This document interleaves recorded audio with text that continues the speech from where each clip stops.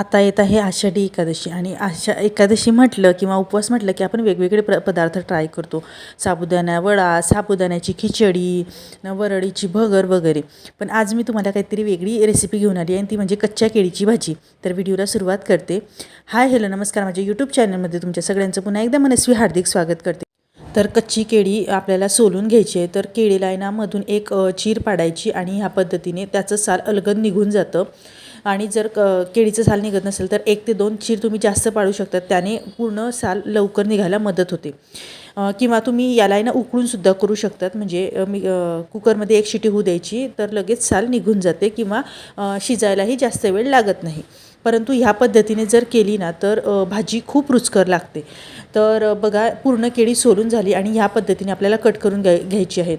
आपण जे वेफर्स बनवतो ना त्याच्याने सुद्धा जर तुम्ही याच्या चकत्या पाडून घेतल्या ना तरी खूप लवकर शिजतात. परंतु मधून जर 4 काप करून हे कट केलं ना तर बारीक बारीक त्याचे काप होतात आणि त्यामुळे मग शिजायला लवकर शिजतात. आपल्याला पाणी न टाकता याला फक्त वाफवून घ्यायची आहे. तर त्यामुळे मग मी तुम्हाला एवढे एक्सप्लेन करून सांगते. जर तुम्ही जाडसर केली तर ते शिजायला वेळ लागेल. त्यानंतर मी यांना धुवून घेतलं. बघा धुण्याची तर गरज नसते, परंतु जर आपण त्यांना धुतलं ना तर मग त्याला पाणी लागतं आणि त्याच्याने ते लवकर वाफवले जातात. आता बघा एक पातेलं घेतलं, त्यामध्ये 1 पडी तेल घेतलं, त्यामध्ये जिरं टाकलं आणि मी यामध्ये तिखट टाकणार आहे म्हणून मी मिरची टाकली नाही. तुम्ही यामध्ये मिरचीचा वापर करू शकतात किंवा मिरचीला पूर्ण ठेच्यासारखी बारीक करून घ्यायची आणि ते टाकायचं, त्याने सुद्धा खूप छान लागते. मी ते तिखटाचा वापर करणार आहे. आता आपण धुवून घेतलेल्या जे केळी आहे ती ह्यामध्ये घातली आणि पूर्ण छान तेलामध्ये परतून घेतलं आणि या पद्धतीने झाकण ठेवून घेतलं. जशी आपण बटाट्याची भाजी करतो ना, वाफवलेल्या बटाट्याची भाजी, त्या पद्धतीनेच आपल्याला ही केळीची भाजी करायची आहे. आणि बघा एक वेळेस मी मध्ये बघितलं की आपली शिजली आहे का, तर थोडंसं असं कचवट वाटलं, त्यामुळे मी परत यावरती झाकण ठेवलं. जर तुम्ही कच्ची केळी म्हणजे कापताना धुतली नसेल ना, म्हणजे धुवून जर यामध्ये नाही घातली असेल तर तुम्ही हे तेलामध्ये टाकल्यानंतर यावरती पाण्याचा शिपका मारायचा हाताने. खूप पाणी नाही घालायचं, खूप पाणी घातलं तर ती भाजी चांगली लागत नाही.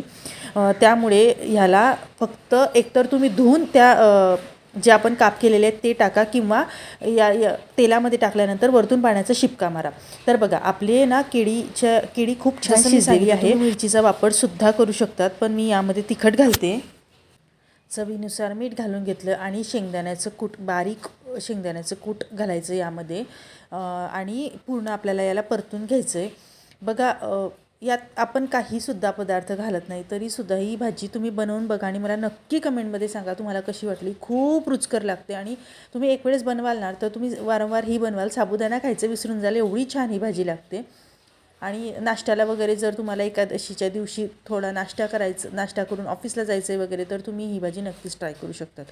तर बघा आपली शेंगदाण्याचं कूट आणि तिखट टाकून झालं. मी अगदी थोडासा पाण्याचा शिपका मारला, कारण शेंगदाण्याचं कूट टाकल्यानंतर मला थोडीशी कोरडी वाटली भाजी, त्यामुळे मी त्यामध्ये थोडंसं पाण्याचा शिपका मारला. पूर्ण हलवून घेतली आणि यावरती झाकण ठेवून 1 वाफ काढून घेतली.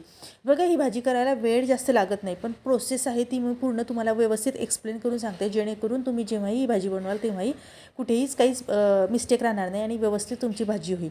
तर बघा आपली भाजी तर तयार झालेली आहे खाण्यासाठी. तर कशी वाटली तुम्हाला मला रेसिपी मला नक्की कळवा आणि आवडले असल्यास नेहमीप्रमाणे लाईक शेअर सबस्क्राईब करायला विसरू नका. भेटूया अशाच नवीन व्हिडिओसोबत. आणि मी आता या चॅनलवरती उपवासाचे नवनवीन पदार्थ तुमच्यासाठी घेऊन येणार आहे. तर नक्कीच चॅनलला सबस्क्राईब करा आणि शेजारील बेल आयकॉनवरती नक्कीच क्लिक करा, जेणेकरून नवीन व्हिडिओचं नोटिफिकेशन तुम्हाला येईल. बाय.